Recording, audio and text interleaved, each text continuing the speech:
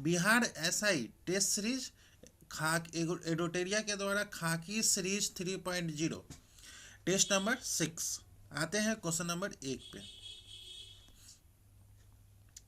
पूछ रहा है एक पेड़ माँ के नाम 2.0 पहल के तहत कितने पेड़ लगाने का लक्ष्य जो है वो 5 जून से 30 सितंबर 2025 की अवधि तक रखा गया है। कितने पेड़ लगाना है? 5 करोड़, 12 करोड़, 10 करोड़ या इनमें से कोई नहीं। तो इसका राइट आंसर है ऑप्शन नंबर बी जो है वो 10 करोड़ पेड़ लगाने का लक्ष्य जो है वो रखा गया है एक पेड़ माँ के नाम 2.0 पहल का। केंद्रीय शिक्षा मंत्री धर्मेंद्र प्रधान ने वीडियो संदेश के माध्यम से एक पेड़ माँ के नाम 2.0 पहल में भाग लेने का आग्रह किया है। यह कार्यक्रम 5 जून 2025 को विश्व पर्यावरण दिवस के अवसर पर मिशन लाइफ के दृष्टिकोण को आगे बढ़ाने की दिशा में एक प्रयास है। अब चलते हैं क्वेश्चन नंबर 2 पे।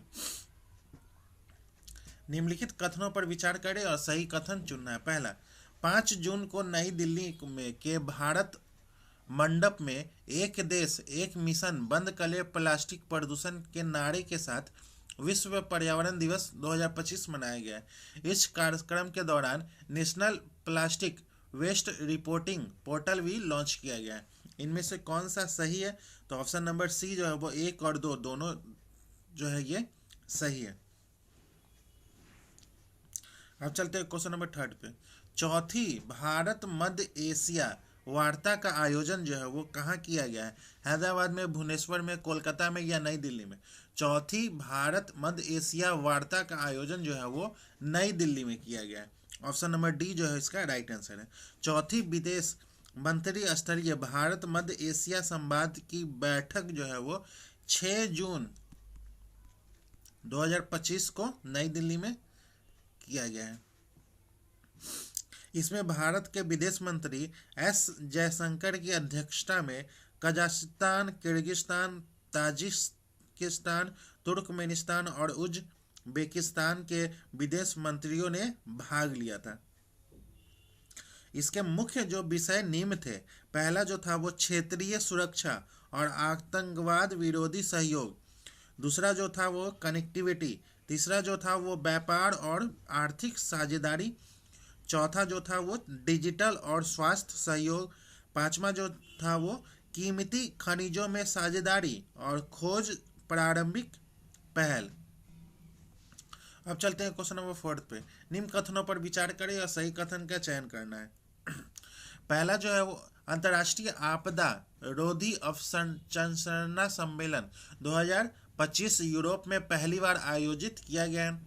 इस सम्मेलन का विषय तटीय क्षेत्रों के लिए एक सुदृढ़ भविष्य को आकार देना है। इसका आयोजन 6 से 7 जून 2025 को किया गया था।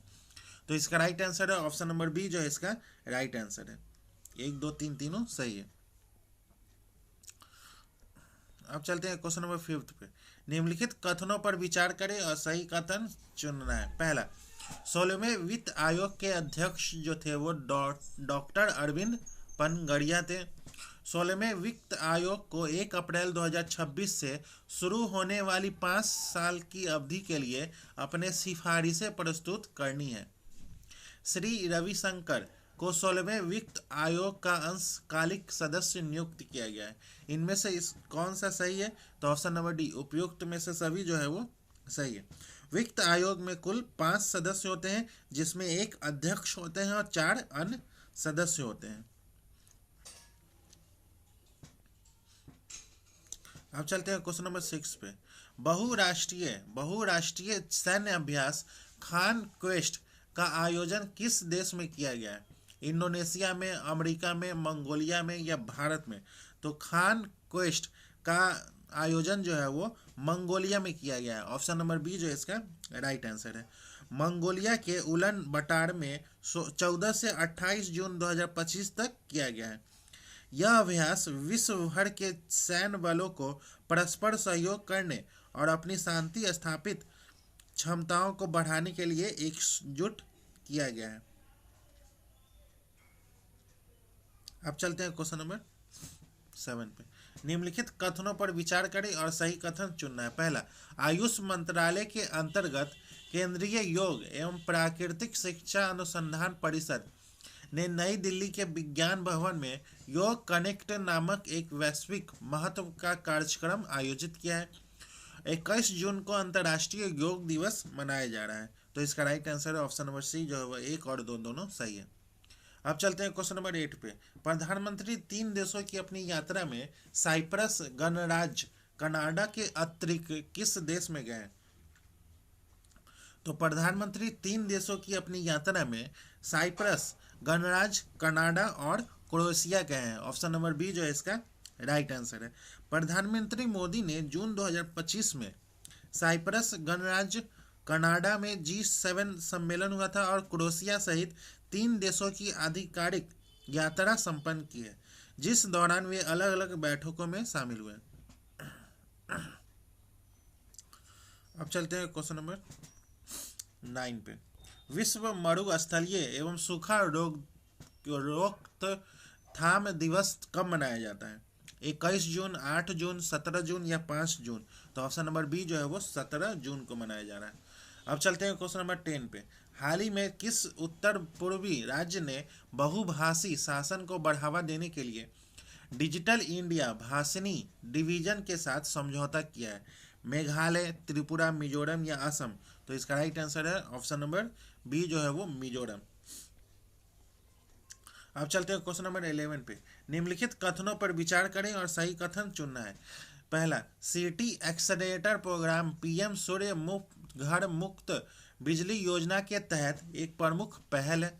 नई दिल्ली में आयोजित नवीकरणीय ऊर्जा कार्यवर्ग के लिए कौशल विकास पर राष्ट्रीय सम्मेलन के दौरान सिटी एक्सेलरेटर कार्यक्रम का शुभारंभ किया गया है।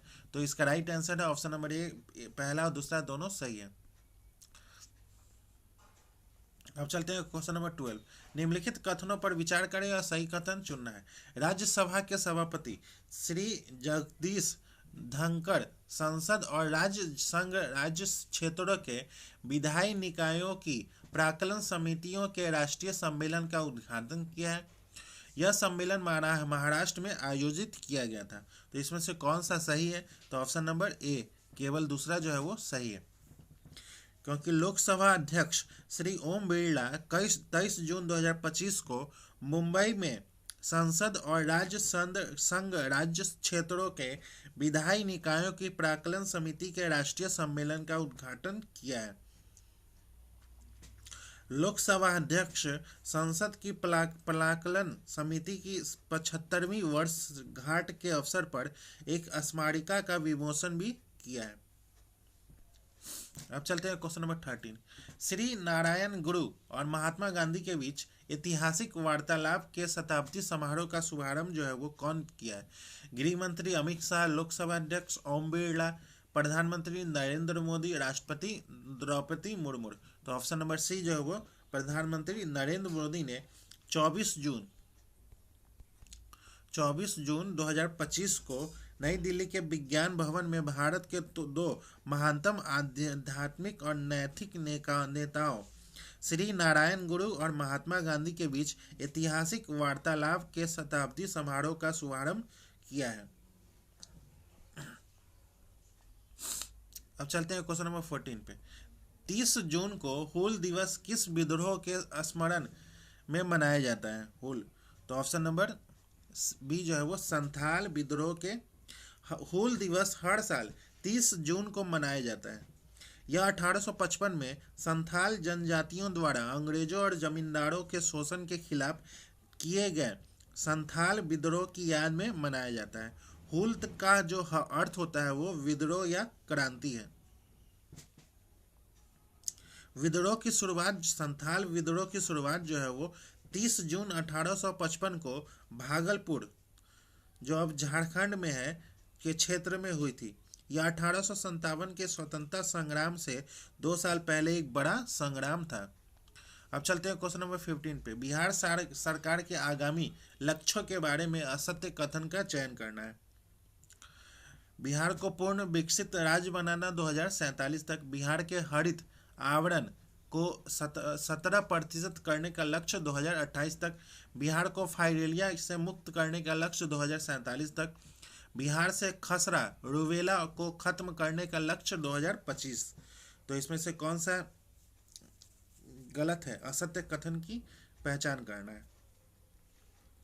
तो बिहार को खसरा रूबेला को खत्म करने का लक्ष्य जो रखा गया है वो 2025 नहीं होगा, 2026 होगा, 2026। अब चलते हैं नेक्स्ट। बिहार के किसी गांव से 50 किलोमीटर के अंदर एनएच तक पहुंचने का लक्ष्य जो रखा गया है वो 2030 तक रखा गया है। बिहार की पहली नदी जोड़ो परियोजना कोसी मेची लिंक को पूर्ण करने का लक्ष्य जो है 2029 तक। राज्य के किसी भी कोने से 3 घंटे में पटना पहुंचने का लक्ष्य जो है वो 2035 तक। राज्य के किसी भी कोने से 4 घंटे में पटना पहुंचने का लक्ष्य जो है वो 2027 में। अब चलते हैं क्वेश्चन नंबर 16 पे। किस शहर में 34वां ग्रीष्मकालीन ओलंपिक खेल का आयोजन किया जाएगा? लॉस एंजलिस, मॉस्को, बीजिंग या इनमें से कोई नहीं। तो 34वां ग्रीष्मकालीन ओलंपिक खेल का आयोजन जो है वो लॉस एंजलिस में किया जाएगा। ऑप्शन नंबर ए जो है इसका राइट आंसर है 2028 में, 2028 में।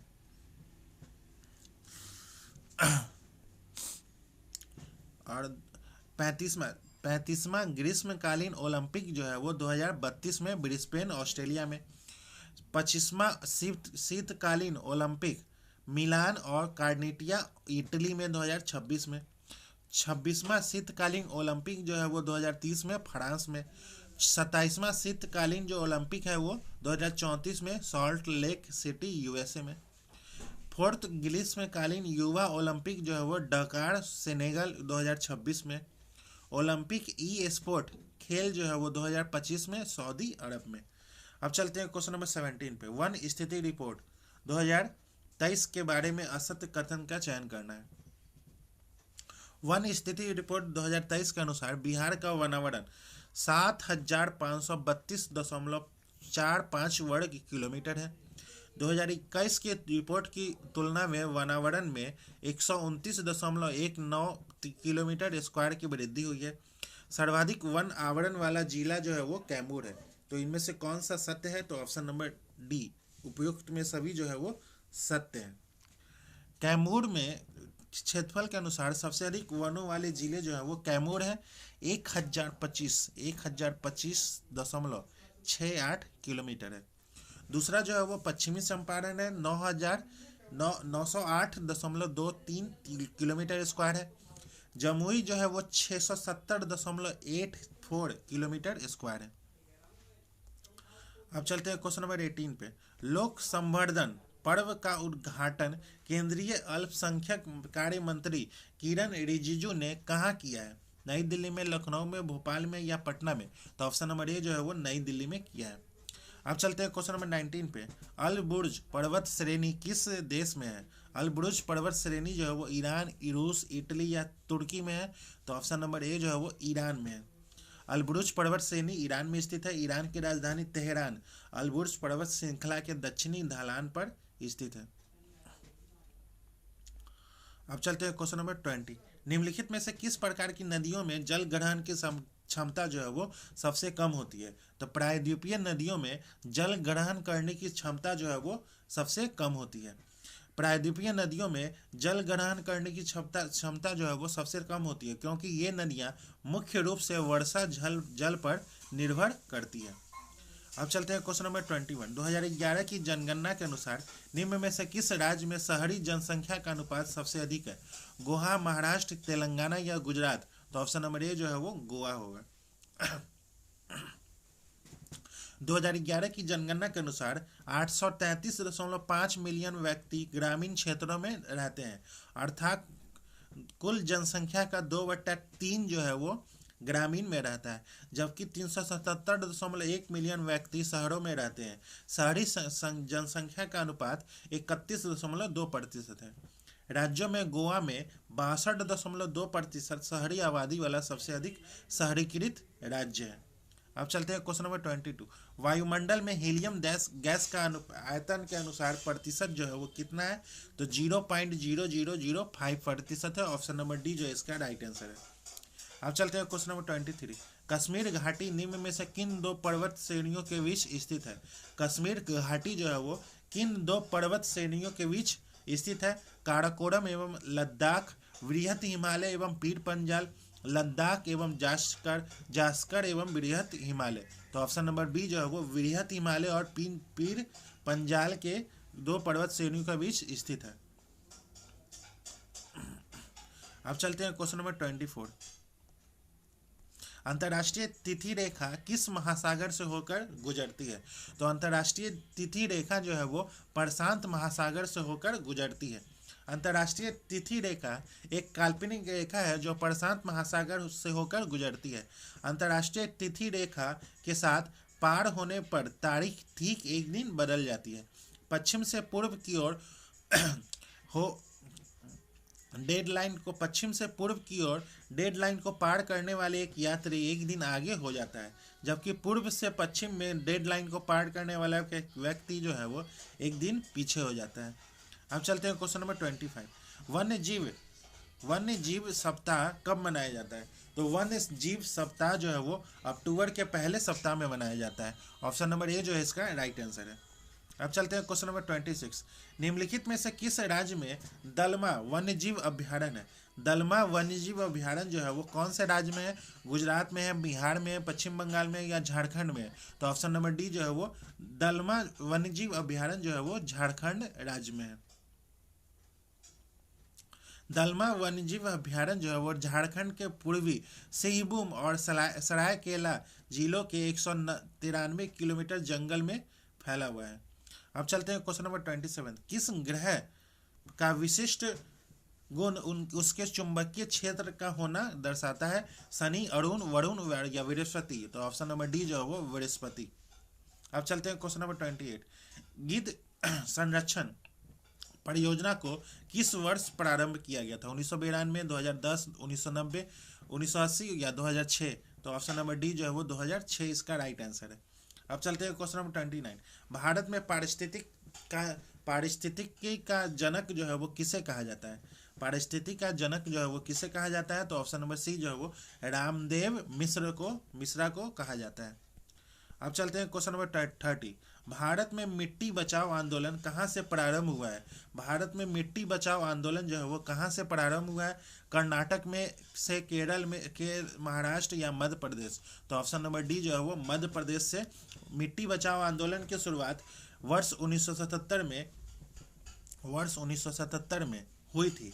यह आंदोलन मध्य प्रदेश में तवा बांध के कारण जल भराव और लवणता के खिलाफ शुरू किया गया था। अब चलते हैं नेक्स्ट क्वेश्चन पे, क्वेश्चन नंबर 31। समान कार्य के लिए समान वेतन भारतीय संविधान में निम्न में से किसमें सुनिश्चित किया गया है? आर्थिक अधिकार, मौलिक कर्तव्य, राज्य के नीति निर्देशक तत्व या मौलिक अधिकार? तो ऑप्शन नंबर सी जो है वो राज्य के नीति निर्देशक तत्व। अब चलते हैं क्वेश्चन नंबर 32। निम्न में से किस अधिनियम द्वारा अप्रत्यक्ष चुनाव प्रणाली की शुरुआत की गई थी? अप्रत्यक्ष चुनाव प्रणाली की शुरुआत जो है वो चुनाव 1892 का भारत परिषद अधिनियम से किया गया था। ऑप्शन नंबर सी जो इसका राइट आंसर है। अब चलते हैं क्वेश्चन नंबर 33। किसी राज्य में राष्ट्रपति शासन की घोषणा को मंजूरी देने वाला प्रस्ताव संसद के दोनों सदनों द्वारा निम्न में से किस बहुमत द्वारा पारित किया जाता है? कौन से बहुमत के द्वारा पारित किया जाता है? विशेष बहुमत, पूर्ण बहुमत, साधारण बहुमत या प्रभावी बहुमत? तो ऑप्शन नंबर बी जो है वो राष्ट्रपति शासन की घोषणा या इसको जारी रखने की मंजूरी देने वाले प्रत्येक प्रस्ताव को संसद के किसी भी सदन द्वारा पारित किया जा सकता है। साधारण बहुमत दोनों सदनों में से किसी में भी उपस्थिति और मतदान करने वाले सदस्यों के 50% से अधिक बहुमत हो सकते हैं। अब चलते हैं क्वेश्चन नंबर 34। भारतीय संविधान में कैबिनेट शब्द का प्रयोग केवल एक जगह किसके तहत किया गया है? तो अनुच्छेद 352 के तहत किया गया है। भारतीय संविधान के अनुच्छेद 352 में मंत्रिमंडल शब्द का स्पष्ट रूप से उल्लेख किया गया है। अनुच्छेद 352 भारत के राष्ट्रपति द्वारा आपातकाल की घोषणा उद्घोषणा से संबंधित है। यदि भारत या उसके किसी भाग की सुरक्षा को युद्ध, बाहरी आक्रमण या सशस्त्र विद्रोह से खतरा हो तो राष्ट्रपति आपातकाल की घोषणा कर सकता है। ऐसी घोषणा करने के लिए इसे केंद्रीय मंत्रिमंडल द्वारा राष्ट्रपति को सूचित किया जाना चाहिए। अब चलते हैं क्वेश्चन नंबर 35। भारतीय राजनीति के इतिहास में अभी तक कुल कितनी बार दोनों सदनों की संयुक्त बैठक जो है वो बुलाई गई है? कितनी बार बुलाई गई है? तो ऑप्शन नंबर ए जो है वो 3 बार बुलाई गई है। भारतीय राजनीति के इतिहास में अब तक कुल 3 बार दोनों सदनों की संयुक्त बैठक बुलाई गई है। यह बैठकें जो है वो दहेज निषेध विधेयक 1960, बैंकिंग सेवा आयोग विधेयक जो है वो 1977 और आतंकवाद निरोधक विधेयक 2002 के लिए बुलाई गई थी। अब चलते हैं क्वेश्चन नंबर 36। पंचायतों को संवैधानिक आधार प्रदान करने की सिफारिश सर्वप्रथम किस समिति ने की थी?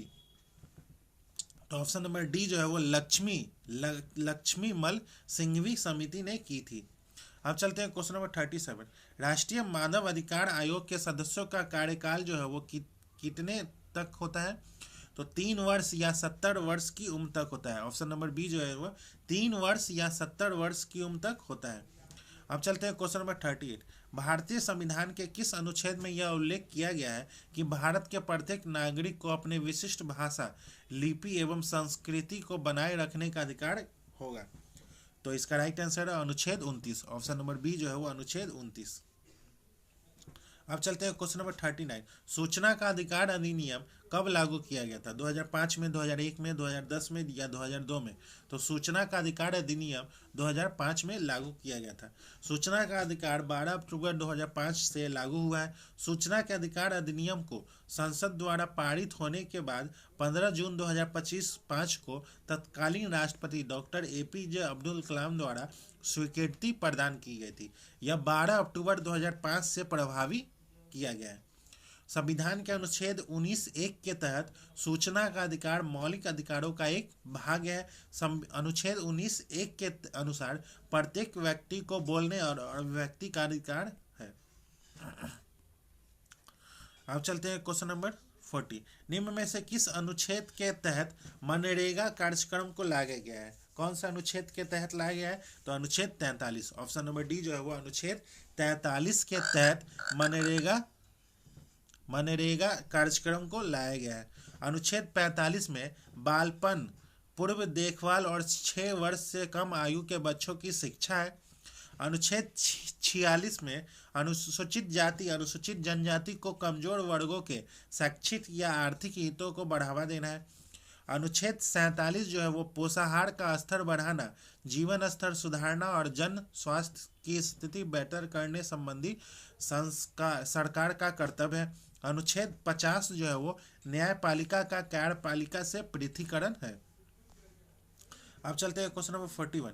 बेरुबारी संघ मामला संबंधित है। बेरुबारी संघ मामला जो संबंधित है वो उद्देशिका संविधान का हिस्सा नहीं है। ऑप्शन नंबर बी जो है वो इसका राइट आंसर है। 1960 में बेरुबारी संघ हुआ था। अब चलते हैं क्वेश्चन नंबर 42। किसी राष्ट्रपति के निर्वाचन के समय दूसरे चक्र की मतगणना करनी पड़ी थी? कौन से राष्ट्रपति के निर्वाचन के समय? तो इसका राइट आंसर है ऑप्शन नंबर सी जो है वो BV गिरी के समय। अब चलते हैं क्वेश्चन नंबर 43 का। क्वेश्चन नंबर 43 का ऑप्शन नंबर बी जो इसका राइट आंसर है। क्वेश्चन नंबर 44 का ऑप्शन नंबर बी जो इसका राइट आंसर है। क्वेश्चन नंबर 45 का ऑप्शन नंबर बी जो इसका राइट आंसर है। क्वेश्चन नंबर 46 का ऑप्शन नंबर डी जो इसका राइट आंसर है। क्वेश्चन नंबर 47 कालिंदी का पर्यायवाची शब्द जो होता है वो यमुना होता है। ऑप्शन नंबर डी जो इसका राइट आंसर। अब चलते हैं क्वेश्चन नंबर 48 का ऑप्शन नंबर सी जो इसका राइट आंसर है। क्वेश्चन नंबर 49 का ऑप्शन नंबर सी जो इसका राइट आंसर है। क्वेश्चन नंबर 50 का ऑप्शन नंबर बी जो इसका राइट आंसर है। क्वेश्चन नंबर 51 का ऑप्शन नंबर सी जो इसका राइट आंसर है। क्वेश्चन नंबर 52 का ऑप्शन नंबर ए जो इसका राइट आंसर है। अब चलते हैं क्वेश्चन नंबर 53। क्वेश्चन नंबर 53 का ऑप्शन नंबर ए जो इसका राइट आंसर है। क्वेश्चन नंबर 54, महात्मा बुद्ध ने अपना पहला धर्म चक्र परिवर्तन किस स्थान पर किया था? लुम्बिनी में, पाटलिपुत्र में, सारनाथ में या कुशीनगर में? तो ऑप्शन नंबर बी जो है वो सारनाथ में किया था। अब चलते हैं क्वेश्चन नंबर 55, अशोक के किस शिलालेख में आत्मनियंत्रण की शिक्षा दी गई है? कौन से शिलालेख में दिया गया है? तो ऑप्शन नंबर बी जो है वो छठा शिलालेख में आत्मनियंत्रण की शिक्षा दी गई है। अब चलते हैं क्वेश्चन नंबर 56, हड़प्पा लिपि में बड़े आकार के 10 चिन्हों वाले एक शिलालेख जो है वो कहाँ से प्राप्त हुआ है? लोथल से, राखीगढ़ी, धौलावीरा, वनावली? तो ऑप्शन नंबर बी जो है वो धौलावीरा इसका राइट आंसर है। अब चलते हैं क्वेश्चन नंबर 57, प्रथम 3 आश्रम का उल्लेख किस उपनिषद में किया गया है? छंदो उपनिषद, जाबलोनिषद, वृहत नाकार्यकोपनिषद, कठोपनिषद?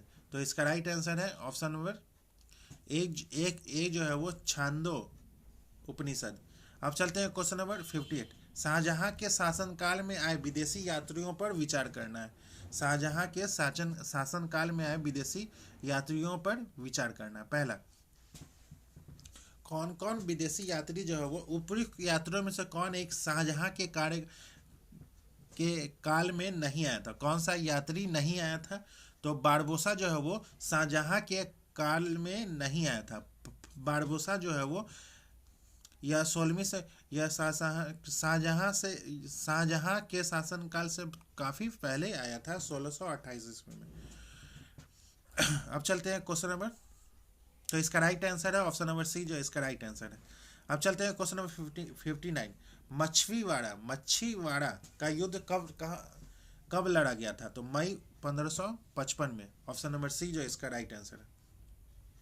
मच्छीवाड़ा का युद्ध 15 मई 1555 को लड़ा गया था।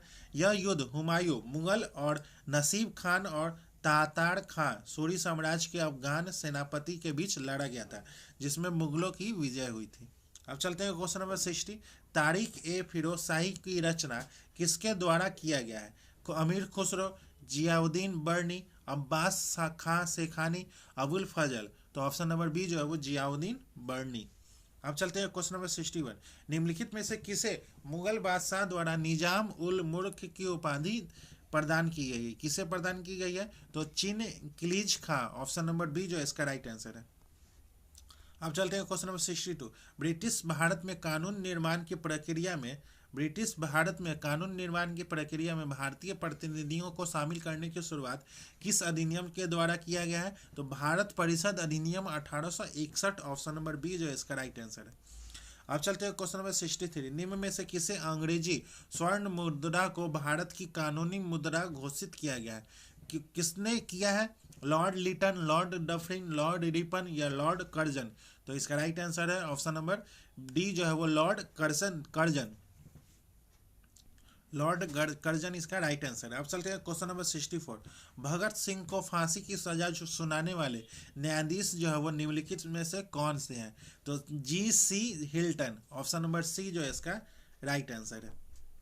अब चलते हैं क्वेश्चन नंबर 65, नवजीवन समाचार पत्र के संपादक कौन थे? नवजीवन समाचार पत्र के संपादक जो है वो कौन थे? लाला लाजपत राय, महात्मा गांधी या दादा भाई नेहरू जी या मोतीलाल नेहरू? तो इसका राइट आंसर है ऑप्शन नंबर सी जो है महात्मा गांधी जो है वो नवजीवन समाचार पत्र के संपादक थे। उन्होंने 7 सितंबर 1919 को इस साप्ताहिक को खरीदा और इसका उपयोग अपने राजनीतिक और सामाजिक विचारों के प्रचार के लिए किया था। अब चलते हैं क्वेश्चन नंबर 66, किस पुर्तगाली गवर्नर ने कोचीन की जगह गोवा को पुर्तगालियों की राजधानी बनाया? कौन सा गवर्नर था? तो नीना डी कुन्हा जो है वो पुर्तगाली गवर्नर था जो कोचीन की जगह गोवा को अपनी राजधानी बनाया था, जो 1529 से 1538 तक भारत के पुर्तगाली गवर्नर के रूप में कार्य किए थे। उन्होंने 1530 में भारत में पुर्तगाली प्रशासन का मुख्यालय कोचीन से गोवा स्थानांतरित कर दिए थे। अब चलते हैं क्वेश्चन नंबर 67, 1857 के विद्रोह के दौरान भारत में ब्रिटिश महिलाओं को समर्पित एक पेंटिंग इन मेमोरियल किसने बनाई थी? तो Joseph Noel pattern. Option number D जो इसका राइट आंसर है। अब चलते हैं क्वेश्चन नंबर 68। द्वितीय अफीम युद्ध ब्रिटेन और फ्रांस द्वारा किसके विरुद्ध लड़ा गया था? द्वितीय अफीम युद्ध जो है वो किसके विरुद्ध लड़ा गया था? तो चीन के विरुद्ध। द्वितीय अफीम युद्ध ब्रिटेन और फ्रांस द्वारा चीन के विरुद्ध लड़ा गया था। अब चलते हैं क्वेश्चन नंबर 69। नियत वेग से गतिशील ट्रेन में इंजन की ओर मुंह करके बैठा एक यात्री एक गेंद ऊपर की ओर उछालता है तो गेंद जो है वो वापस आएगी यात्री के हाथ में, यात्री के आगे, यात्री के बगल में, यात्री के पीछे। तो इसका राइट आंसर है यात्री के हाथ में आएगी। यह घटना जड़त्व के नियम या न्यूटन के गति के पहले नियम पर आधारित है। जब ट्रेन एक नियत चाल से चल रही होती है तो ट्रेन के भीतर की हर वस्तु जिसमें यात्री और गेंदें दोनों शामिल है उसी क्षैतिज वेग से गतिमान होती है। अब चलते हैं क्वेश्चन नंबर 70। फ्लेमिंग के दाएं हाथ के नियम का प्रयोग किसकी दिशा का पता लगाने के लिए किया जाता है? प्रेरित धारा, प्रत्यावर्ती धारा, वास्तविक धारा या दृष्टकारी धारा। तो ऑप्शन नंबर ए जो है वो प्रेरित धारा इसका राइट आंसर है। अब चलते हैं क्वेश्चन नंबर 71। जल विद्युत का उत्पादन निम्न में से किस सिद्धांत पर कार्य करता है? जल विद्युत का उत्पादन निम्न में से किस सिद्धांत पर कार्य करता है? तो गुरुत्वीय स्थिति ऊर्जा और ऊर्जा संरक्षण के सिद्धांत पर कार्य करता है। पहला और दूसरा जो है इसका राइट आंसर है। ऑप्शन नंबर ए जो है इसका राइट आंसर है। अब चलते हैं क्वेश्चन नंबर 72। यदि किसी वस्तु को अवतल दर्पण के वक्रता के केंद्र पर रखा जाता है तो इसका प्रतिबिंब जो है वो कैसा बनेगा? तो वास्तविक और समान आकार का बनेगा। ऑप्शन नंबर सी जो है इसका राइट आंसर है। अब चलते हैं क्वेश्चन नंबर 73। एक लेंस में +2.0 डी की शक्ति है। लेंस की किस्म, प्रकृति और इसकी फोकल लंबाई डैश होगी। तो इसकी फोकल लंबाई जो होगी उत्तल और 0.5 मीटर होगी। ऑप्शन नंबर ए जो इसका राइट आंसर है। अब चलते हैं क्वेश्चन नंबर 74। विद्युत चालकता की इकाई जो है वो क्या है? म्यो है, ओम मीटर है, ओम है, उपयुक्त में से कोई नहीं। तो मोहो है। ऑप्शन नंबर ए जो इसका राइट आंसर है। अब चलते हैं क्वेश्चन नंबर 75। पुराने तैल छिद्रों के रंगों का फिर से उभारने के लिए किसका प्रयोग किया जाता है? किसका प्रयोग किया जाता है? तो हाइड्रोजन फॉर एक्साइड। अब चलते हैं क्वेश्चन नंबर 76। 100 डिग्री सेल्सियस निम्न में से किसके बराबर होता है? 212 degree Fahrenheit. Option number D जो है इसका राइट आंसर है। अब चलते हैं क्वेश्चन नंबर 77। जल गैस निम्नलिखित में से किसका मिश्रण है? तो जल गैस जो है वो किसका मिश्रण है?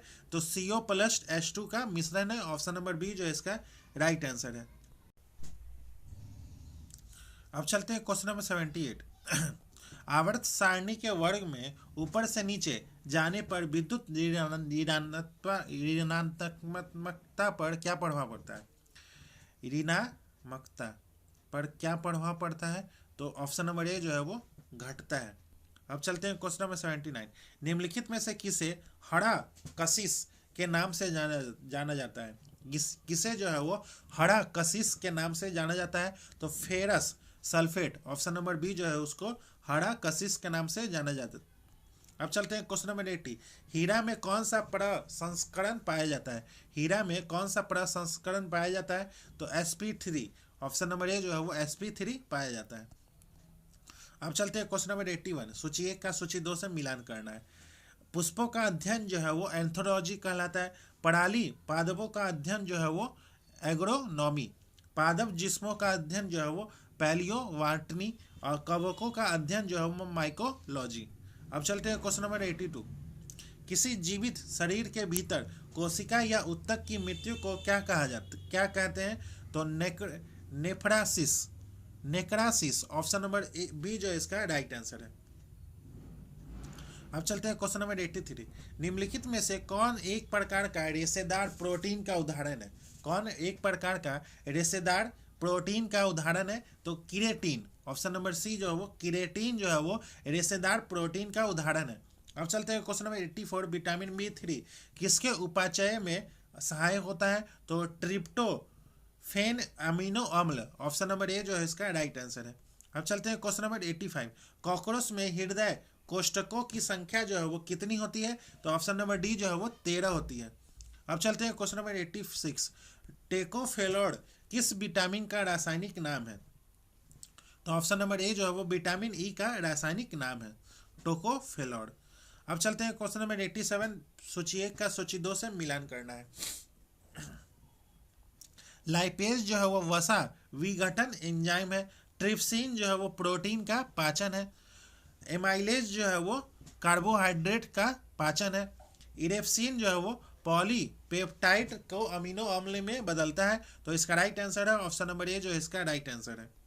अब चलते हैं क्वेश्चन नंबर 88। निम्नलिखित में से किस वर्ग के जंतु समतापी होते हैं? कौन से वर्ग के जंतु जो है वो समतापी होते हैं? तो मत्स्य, उभयचर, सरीसृप या पक्षी? तो ऑप्शन नंबर डी जो है वो पक्षी इसका राइट आंसर है। अब चलते हैं क्वेश्चन नंबर 89। कोण मुद्रास्फीति को परिभाषित किया जाता है। कोण मुद्रास्फीति को परिभाषित किया जाता है, कैसे परिभाषित किया जाता है? तो खाद्य मुद्रास्फीति और ईंधन मुद्रास्फीति दोनों को छोड़कर शीर्षक मुद्रास्फीति से, ऑप्शन नंबर डी जो है इसका राइट आंसर है। अब चलते हैं क्वेश्चन नंबर 90। नगद आरक्षित अनुपात और खुले बाजार की संक्रियाओं में किसका विचरण किसके साथ होता है? तो ऑप्शन नंबर डी जो है वो मौद्रिक नीति इसका राइट आंसर है। अब चलते हैं क्वेश्चन नंबर 91। निम्नलिखित में से कौन अप्रत्यक्ष कर का उदाहरण है? अप्रत्यक्ष कर का उदाहरण जो है वो कौन सा है? निगम कर, संपत्ति कर, सीमा शुल्क या सभी? तो ऑप्शन नंबर सी जो है वो सीमा शुल्क जो है वो अप्रत्यक्ष कर का उदाहरण है। अब चलते हैं क्वेश्चन नंबर 92। आज़ादी के बाद अब तक कितनी बार भारतीय रुपये का अवमूल्यन किया गया है? अब तक कितनी बार भारतीय रुपए का अवमूल्यन किया गया है? तो 3 बार किया गया है। ऑप्शन नंबर बी जो है वो 3 बार किया गया है। भारतीय रुपया 1935 में आरबीआई की स्थापना के साथ एक स्वतंत्र मुद्रा बन गई थी। 1949 में पहली बार, 1966 में दूसरी बार, 1965 में के अंत में पाकिस्तान के युद्ध के साथ 1996 में तीसरी बार, 1991 में तीसरी बार। पहली बार जो है वो 1949 में, दूसरी बार 1966 में, तीसरी बार 1991 में। अब चलते हैं क्वेश्चन नंबर 93। आरबीआई का लेखा वर्ष जो है वो कब से कब तक होता है? तो 1 अप्रैल से 31 मार्च होता है। ऑप्शन नंबर डी जो इसका राइट आंसर है। अब चलते हैं क्वेश्चन नंबर 94। विदेशी मुद्रा भंडार के अंतर्गत शामिल होते हैं। विदेशी मुद्रा भंडार के अंतर्गत कौन कौन शामिल होते हैं? तो विशेष आहरण अधिकार होते हैं, आईएमएफ के पास रिसर्च रिजर्व कोष होता है, स्वर्ण भंडार, विदेशी परिसंपत्तियां। ऑप्शन नंबर डी जो है इसका राइट आंसर है। अब चलते हैं क्वेश्चन नंबर 95। सीमा सुरक्षा बल की स्थापना किस वर्ष की गई थी? तो सीमा सुरक्षा बल की स्थापना ऑप्शन नंबर सी जो है वो 1965 में किया गया था। अब चलते हैं क्वेश्चन नंबर 96। रीगा जो है वो निम्न में से किस देश की राजधानी है? रीगा जो है वो किस देश की राजधानी है? तो लातविया की। ऑप्शन नंबर सी जो है वो इसका राइट आंसर है। लिथुआनिया की राजधानी जो है वो विनियस है। कोसोवो की राजधानी जो है वो प्रिस्टिना है। मैसिडोना की राजधानी जो है वो स्कोप्ये है। अब चलते हैं क्वेश्चन नंबर 97। अमजद अली खां का संबंध किस वाद्य यंत्र से है? तो अमजद अली खां का संबंध किस वाद्य यंत्र से है? तो ऑप्शन नंबर डी जो है वो सरोद से है। Question number 98। राष्ट्रीय अंतरिक्ष दिवस जो है वो कब मनाया जाता है? तो राष्ट्रीय अंतरिक्ष दिवस जो है वो 27 अगस्त को मनाया जाता है। ऑप्शन नंबर सी जो है इसका राइट आंसर है। अब चलते हैं क्वेश्चन नंबर 99। अन्नू रानी निम्नलिखित में से किस खेल से संबंधित है? तो ऑप्शन नंबर ए जो है वो भाला बेफेक से संबंधित है, अन्नू रानी। अब चलते हैं क्वेश्चन नंबर 100। अखिल भारतीय आयुर्विज्ञान संस्थान कहाँ स्थित है? तो ऑप्शन नंबर सी जो है वो नई दिल्ली में स्थित है। तो दोस्तों आज का सेशन ये समाप्त होता है, जिसमें हम लोगों ने एडुटेरिया के द्वारा जो बिहार एसआई टेस्ट सीरीज चल रहा है उसी का टेस्ट नंबर 6 का डिस्कशन किया आज के सेशन में। इससे पहले 5 टेस्ट का डिस्कशन हो चुका है, साथ ही साथ उसका पीडीएफ भी आप लोगों को प्रोवाइड करवा दिया गया है। अगर आप लोगों को इसका PDF चाहिए तो आप हमारे टेलीग्राम लिंक से जुड़ सकते हैं। टेलीग्राम का लिंक जो है वो इस वीडियो के डिस्क्रिप्शन में है, वहाँ से जाके आप टेलीग्राम ज्वाइन कर लें, आपको PDF प्रोवाइड करवा दिया जाएगा। तो मिलते हैं किसी और नेक्स्ट टेस्ट सीरीज के साथ, तब तक के लिए धन्यवाद।